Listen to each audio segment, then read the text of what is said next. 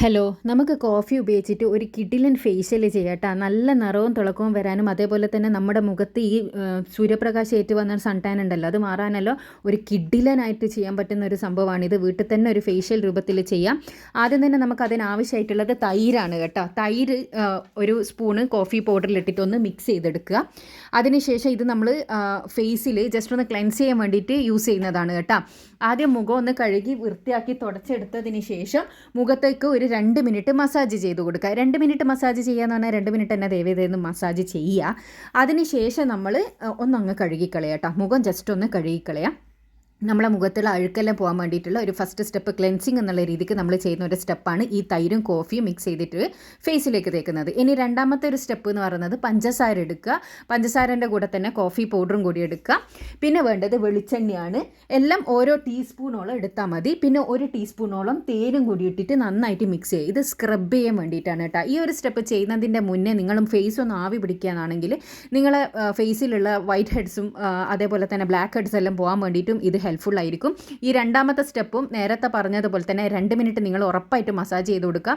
നമ്മുടെ മൂക്കിൻ്റെ ഭാഗത്തും ചിന്നിൻ്റെ ഭാഗത്തെല്ലാം നന്നായി തന്നെ മസാജ് ചെയ്ത് കൊടുത്തതിന് ശേഷം നമ്മൾ ഇതും ഒന്ന് കഴുകിക്കളയുക. ഞാൻ പറഞ്ഞല്ലോ, ആവി പിടിപ്പിച്ചിട്ടാണ് നിങ്ങൾ ഈ ഒരു സ്റ്റെപ്പ് ചെയ്യുന്നതെങ്കിൽ നിങ്ങൾക്ക് ബ്ലാക്ക് ഹെഡ്സും വൈറ്റ് ഹെഡ്സ് എല്ലാം റിമൂവ് ചെയ്തെടുക്കാനും വേണ്ടിയിട്ട് പറ്റും. അപ്പോൾ നമ്മുടെ രണ്ടാമത്തെ സ്റ്റെപ്പായ സ്ക്രബിങ്ങും കഴിഞ്ഞ് ഇനി നമ്മുടെ മൂന്നാമത്തെ സ്റ്റെപ്പ് എന്ന് പറയുന്നത് ഒരു ഫേസ് പാക്കാണ്. ആ ഒരു ഫേസ് പാക്ക് തയ്യാറാക്കാൻ വേണ്ടിയിട്ട് നമ്മൾ കോഫി തന്നെയാണ് എടുക്കുന്നത്. 1 ടീസ്പൂണ് കോഫി എടുക്കുക. അതിലേക്ക് 1/4 ടീസ്പൂണ് കസ്തൂരി മഞ്ഞൾപ്പൊടി ഉണ്ടെങ്കിൽ അതാണ് ഏറ്റവും ബെസ്റ്റ്. ഇല്ലാത്തവർക്ക് വീട്ടിൽ തന്നെ ഉണക്കി പൊടിച്ച മഞ്ഞൾപ്പൊടി ആയാലും മതി. അതിലേക്ക് 1 ടീസ്പൂണോളം തൈരും 1 ടീസ്പൂണോളം തേനും കൂടി ഇട്ടിട്ട് നന്നായി മിക്സ് ചെയ്ത് ഇതൊരു ഫേസ് പാക്കിൻ്റെ കൺസിസ്റ്റൻസി ആക്കിയെടുക്കാം. തൈരിന് പകരം വേണമെങ്കിൽ പാല് യൂസ് ചെയ്യുക, പക്ഷേ തൈരിനാണ് ഏറ്റവും നല്ല റിസൾട്ട്.